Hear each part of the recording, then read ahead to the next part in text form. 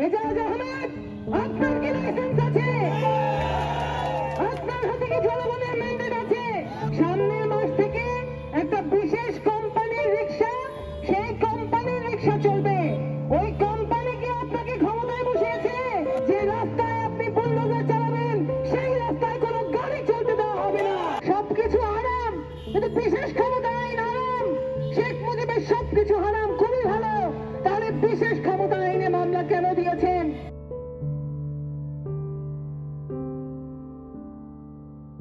আমরা দেখলাম কিভাবে বুলডোজার দিয়ে চিরে চ্যাপ্টা করে আমাদের শ্রমিকদের রিক্সাগুলিকে ওই ট্রাকে উঠিয়ে আস্থা করে নিক্ষেপ করেছে ওই সিটি কর্পোরেশনের প্রশাসক এজাজ আহমেদ। এবং আমরা দেখলাম কিভাবে শতাধিক রিক্সা, শতাধিক ইজি বাইক তিনি উচ্ছেদ করলেন। এবং উচ্ছেদ করার পরে যখন এটা নিয়ে ব্যাপক সমালোচনা হলো, তখন তিনি মুখ রক্ষা করার জন্য বললেন 3টা রিক্সা উচ্ছেদ করেছি, 3 জনকে টাকা দিয়ে দিব। অথচ ওখানে শতাধিক রিক্সা উচ্ছেদ করা হয়েছে।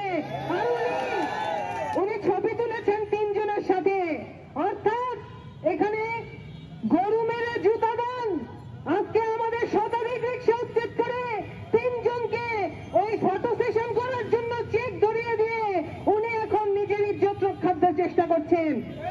আমরা এজাজ আহমেদকে প্রশ্ন করতে চাই, আপনি বলছেন এই রিক্সার লাইসেন্স নাই।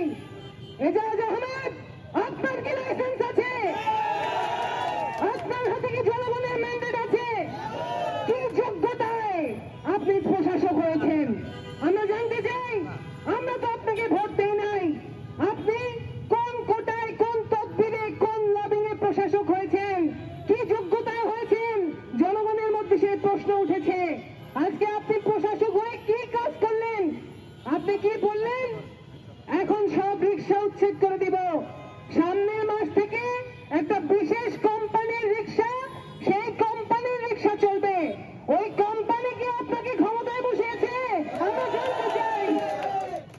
আজকে কোন কোম্পানির জন্য রাস্তা খালি করার দায়িত্ব কোন সিটি কর্পোরেশনের প্রশাসক নিতে পারেন কিনা সেই প্রশ্ন আমরা করতে চাই। বন্ধুগণ, আজকে 14 বছর ধরে এই ব্যাটারি চালিত যানবাহন লাইসেন্সের জন্য রাজপথে আন্দোলন করেছে। আদালতে গিয়েছি, আমরা মন্ত্রণালয়ে গিয়েছি, আমরা ভেসে আসি নাই। আমাদের হাতে সুপ্রিম কোর্টের বৈধতার রায় আছে, আমাদের হাতে খসড়া নীতিমালা আছে। আমাদেরকে বিআরটিএ থেকে বারবার বলা হয়েছে যে তারা নীতিমালা হস্তান্তর করেছেন এবং বিআরটিএ অনুমোদিত সেই নীতিমালা অনুযায়ী আমরা লাইসেন্স পেতে চাই। কিন্তু আজকে এজাজ আহমেদের মতো এই বিভিন্ন সিটি কর্পোরেশন কোন কোম্পানির টাকায় এই নতুন গাড়ি নামানোর জন্য আজকে যদি এই উচ্ছেদ অভিযান পরিচালনা করে থাকেন, আমরা পরিষ্কার করে বলতে চাই, আজকে সারা দেশে এই ঢাকায় গাড়ি ঘোড়ার বিরুদ্ধে বিক্ষোভ হয়েছে। আপনি যদি শ্রমিকের উপর এইরকম ভাবে রোলার চালানো অব্যাহত রাখেন, যে রাস্তায় আপনি বুলডোজার চালাবেন সেই রাস্তায় কোনো গাড়ি চলতে দেওয়া হবে না। আজকে শ্রমিকের উপরে আপনারা বলছেন যে এই গাড়ি যানজট করে। পরিসংখ্যান কি বলে? পরিসংখ্যান বলে এই যে ঢাকা শহরের রাস্তা, এই ঢাকা শহরের রাস্তার 76% দখল করে রাখে ব্যক্তিগত গাড়ি, অর্থাৎ প্রাইভেট কার।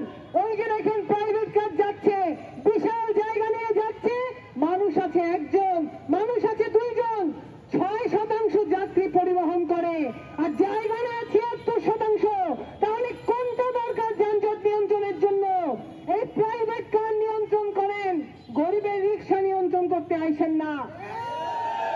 বন্ধুগণ, আজকে চট্টগ্রামে 3000 গাড়ি আটক করেছে সেখানকার পুলিশ। তারা কি বলছে? তারা চট্টগ্রাম শহর পরিষ্কার করছে। অর্থাৎ 3000 মানুষের পেটে লাথি মেরে তারা চট্টগ্রাম শহর পরিষ্কার করতে চায়। এই 3000 মানুষ ওই একটা গাড়ির সাথে প্রায় 1 লক্ষ টাকা তাদের বিনিয়োগ যুক্ত। ওই 1 লক্ষ টাকা একটা পরিবারের সংসার চালাতো। মাত্র 3 ইউনিট, 4 ইউনিট, 5 ইউনিট বিদ্যুৎ চার্জ দিয়ে একটা পরিবারের যোগান হচ্ছে। আপনারা সেটা লাইসেন্সের জন্য একটা ডিজাইন দিলে সেই ডিজাইনে শ্রমিকরা বানিয়ে ফেলতো। আপনারা যদি রুট পারমিট দিতেন সেইটাও আমরা মেনে চলতাম। আপনারা যদি লাইসেন্স দিতেন সেই লাইসেন্সও আমরা নিতাম। আপনারা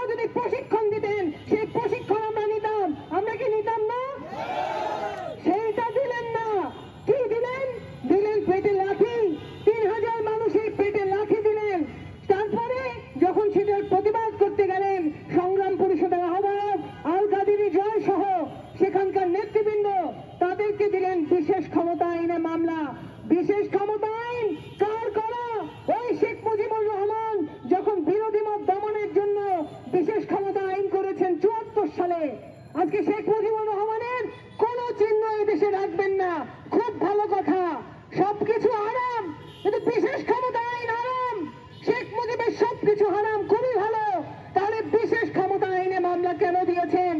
বিশেষ ক্ষমতা আইন তো শেখ মুজিবের করা আইন, অর্থাৎ বিরোধী মত দমনের জন্য, শ্রমিকদের মতামত দমনের জন্য, আন্দোলন দমনের জন্য তারা কালা কানুনও ব্যবহার করবেন। কিন্তু আজকে শ্রমিকদের যখন একটা ন্যায়সঙ্গত আন্দোলন, সেই আন্দোলনের ভাষা তারা শুনবেন না। শেখ হাসিনাও শোনেন নাই, ডক্টর ইউনূসও শুনছেন না। অর্থাৎ শ্রমিকের বিষয়টা হচ্ছে ফোর্থ সাবজেক্ট। শ্রমিকের জন্য তাদের কথা শোনার সময় নাই। সেই কারণে আজকে আমরা সংগ্রাম পরিষদের পক্ষ থেকে বলতে চাই, অবিলম্বে বিআরটিএ স্বীকৃত নীতিমালা চূড়ান্ত করতে হবে। কোন কোম্পানির লবিং তদবিরে, কোন প্রশাসকের চক্রান্তে কোন কোম্পানিকে ব্যবসা করতে দেওয়া হবে না। আমাদের শ্রমিকদের ডিজাইন মডিফিকেশনের সুযোগ দিতে হবে, আমাদেরকে আমাদের গাড়িগুলির ডিজাইন পরিবর্তন করার সুযোগ দিতে হবে। দেশীয় আমাদের যে ডিজাইন আছে সেখানে পরিবর্তনের কথা বলেন, আমরা মানব, কিন্তু কোন কোম্পানিকে ব্যবসা করার জন্য আজকে এই সিটি কর্পোরেশনের হাতে লাইসেন্স তুলে দেওয়া যাবে না। আমাদের নেতৃবৃন্দ যাদেরকে গ্রেফতার করেছেন অবিলম্বে তাদেরকে ছেড়ে দিতে হবে। আমরা শেখ হাসিনার আমলেও গ্রেফতার হয়েছি, আমরা শেখ হাসিনার আমলেও মামলা খেয়েছি, পুলিশের লাঠির বাড়ি, ওগুলি আমাদের চেনা আছে। কিন্তু অন্তর্বর্তীকালীন সরকার বৈষম্য বিলুপ্ত করবে এই কথা বলে ক্ষমতায় এসে শ্রমিকদের প্রতি সবচেয়ে বড় বৈষম্যের এই প্রতিফলন ঘটিয়েছে। আজকে চট্টগ্রামের নেতৃবৃন্দকে গ্রেফতার করেছে, নারায়ণগঞ্জের নেতাদেরকে গ্রেফতার করেছে। অর্থাৎ শ্রমিক আন্দোলনের প্রতি হাসিনার যে দৃষ্টিভঙ্গি ছিল, ইউনূস সাহেবের দৃষ্টিভঙ্গির মধ্যে কোনো পার্থক্য নাই।